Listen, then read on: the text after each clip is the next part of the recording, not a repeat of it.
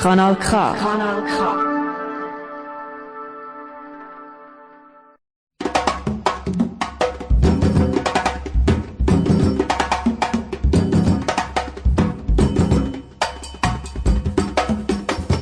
L'assassinat du colonel Bitala Madjoulba anime les chroniques. À la question de savoir qui est l'assassin et pour quelles raisons l'ex-patron de la brigade d'intervention rapide BIR peut être si lâchement assassiné, chacun va de soi. De coq à l'âne, des démonstrations aussi à abracadabran se font. Chacune réécrivant le contexte toujours flou dans lequel l'homme qui aurait été aperçu vivant pour la dernière fois le 3 mai 2020 à la cérémonie de prestation de serment de Fort Gnassingbé serait assassiné plus tard le lendemain du 4 mai. Coup de poignard, balle réelle, l'on ne saurait le dire. Selon Essolizam Poyodi, procureur de la République joint au téléphone par les confrères de Radio France Internationale, une balle a été extraite du corps du colonel et une enquête est ouverte pour faire la lumière sur le drame.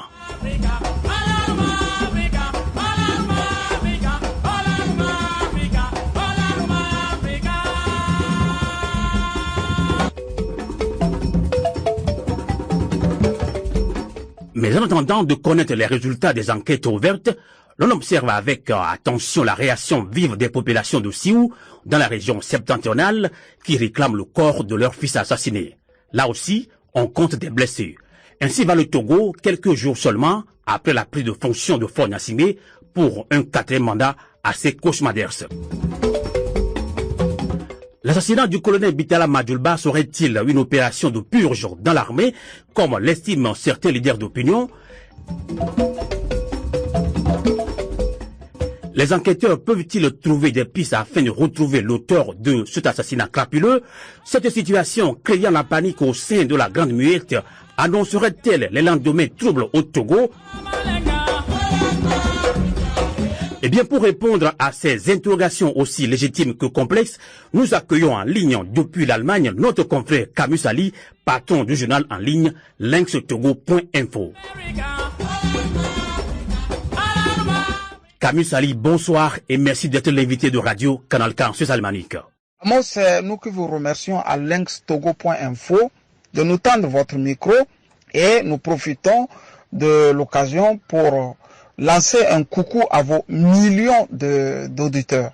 De passage, nous vous informons, selon nos sources recoupées, que vous êtes bien suivis dans 2 capitales africaines, du côté de Yaoundé comme du côté de N'Djamena. Bien justement, Camus Ali, on est bien écouté, vous l'avez rappelé, on est également suivi à Libreville au Gabon, à Kinshasa en RDC, en Guinée-Conakry, on est également suivi, mais aussi à Abidjan, et on est très suivi, merci beaucoup, même à Bamako, on est très suivi également à Madagascar. Merci de le rappeler, cher confrère Camus Ali. Rapidement, on va y aller. Eh bien, après ce qu'on peut visiblement appeler assassinat du lieutenant-colonel Bitala Madjoulba, le 4 mai dernier, dont le corps fut retrouvé dans son bureau au camp de la brigade d'intervention rapide BIR, votre journal, lynxtogo.info, revient sur les bisbilles entre au moins 2 ethnies au sein de la corporation de l'armée.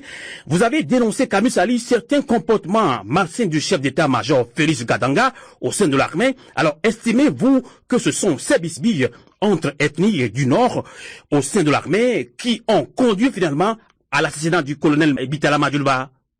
Le problème togolais ne peut pas se résumer à 2 ethnies, c'est-à-dire les Naouda et les Kabyais. Souvenez-vous, quand Eyadema arrive au pouvoir en 1967, l'argument de taille, il avait avancé déjà en 1963 pour le coup d'État, c'était un argument tribal. D'accord. Le premier président, Sylvanus Olympio, serait un tribaliste. Bon, ce sont ces petits jeux, bien, ces bisbilles, il a utilisé pour régner pendant 37 ans au pouvoir. D'accord. Toutes les ethnies en ont été marquées. Je dis bien, toutes les ethnies en ont été marquées. Et c'est dommage. Et comme toutes les dictatures du monde, il va trouver l'argument de se replier sur un petit groupe, une petite minorité. Et la minorité vient de chez lui. Quand on veut on veut aller loin.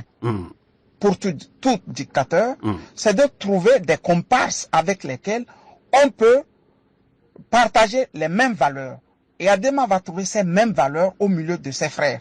Et ses frères ne sont pas tous des Kabyles de Kara. D'accord. Loin de là. Et les durs, les plus durs, il va les retrouver tout de suite dans son cercle immédiat, c'est-à-dire les Kabyles de Pia. D'accord. Et quand je dis les Kabyles de Pia, il y a encore dans Pia les Kabyles qui sont dignes d'être ses subordonnés, des gens avec qui il va mieux travailler. Il va profiter aussi pour étendre un peu cette stratégie à d'autres ethnies aussi.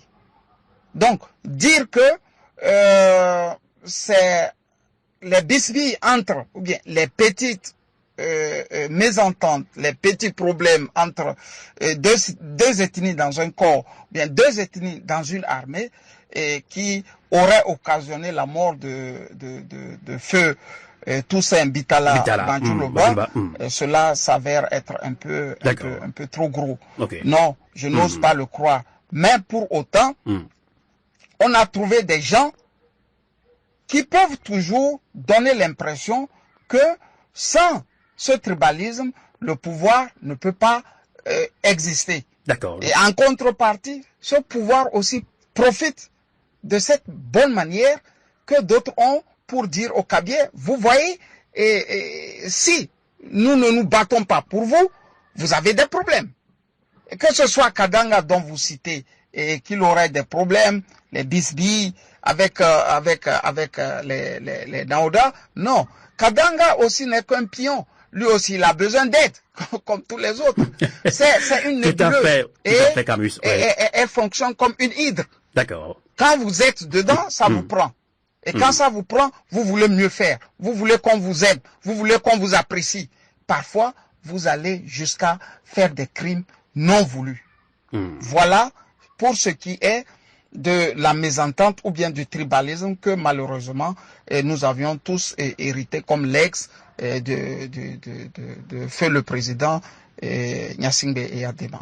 Ça nous pend aux talonnettes en tant que Togolais et il va falloir s'en défaire tôt ou tard.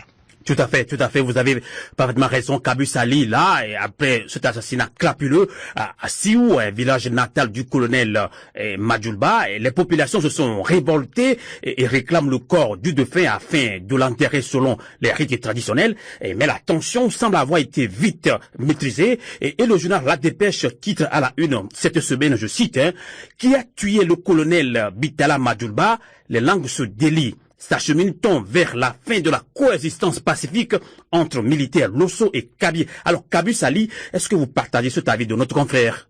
Bingo, nous applaudissons les deux mains le retour du confrère La Dépêche à la raison.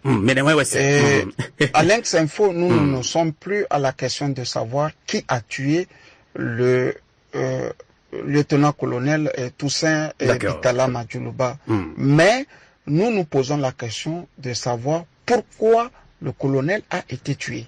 D'accord. C'est là un peu la différence entre nous et le confrère de La Dépêche. Qui a tué le colonel? Vous n'allez pas tout de suite mettre en doute le fait qu'il a été tué dans un camp. C'est-à-dire le lieu le plus protégé dans un pays. C'est la question que se pose. Et vous n'allez pas mettre aussi en doute que le ministre de la Défense actuel n'est autre que le chef de l'État, Faure Gnassingbé. Et quand pareilles circonstances se passent et on n'arrive pas à trouver tout de suite les tenants et les aboutissants, la simple ou la moindre des choses, c'était une démission. Ce qui veut dire que, quelque part, au sein des forces armées togolaises, il y a flottement. Le ministre de tutelle devrait, séance tenante, démissionner en attendant qu'une enquête soit ouverte afin de trouver les coupables. Il se fait qu'au Togo, c'est Faure qui tient ce ministère. Alors, il faut aller vers Faure et lui demander, Monsieur le Président, qu'est-ce qu'il s'est passé avec la mort du colonel Bitala Madjouloba? Amos, c'est pratiquement devenu au Togo une banalité que de tuer. C'est une banalité que de tuer. Puisque les crimes sont impunis, Et ne doutez pas que chaque fois que Faure sera au pouvoir, nous les ayons. Et il y a un message sibylline que le sage, je ne sais pas d'où tient-il ce nom de sage, l'ancien ministre de la Santé, a bien livré aux Togolais, qui est passé inaperçu. Au lendemain de la victoire, ou bien de ce qu'ils ont appelé la victoire à unir, il a bien lancé cette phrase. Dans 10 ans, Faure partira. Ce qui veut dire que ce mandat, il est là déjà. Celui de 2025 à 2030, il l'aura aussi. Donc, qu'est-ce qu'il va se passer tout de suite?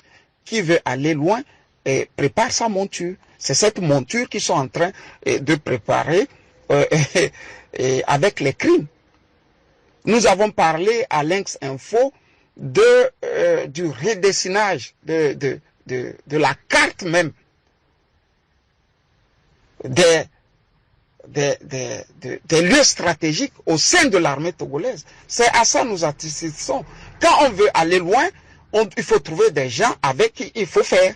Donc, le colonel Madjoulouba n'était pas un homme digne avec qui il faut faire. S'il avait le sosie, s'il avait les comportements de Katanga, je ne pense pas qu'on l'aurait aussi abattu froidement. Et pour vous dire que qui a tué Madjoulouba, il faut aller du côté du ministre actuel de la Défense, c'est-à-dire Faure Gnassingbé. Mais nous voulons savoir le pourquoi. Et le pourquoi, pour être un peu plus court, c'est bien que certainement, celui qui a été abattu froidement faisait ombrage aux gens du pouvoir pour la suite de la continuité de leur pouvoir. Tout à fait.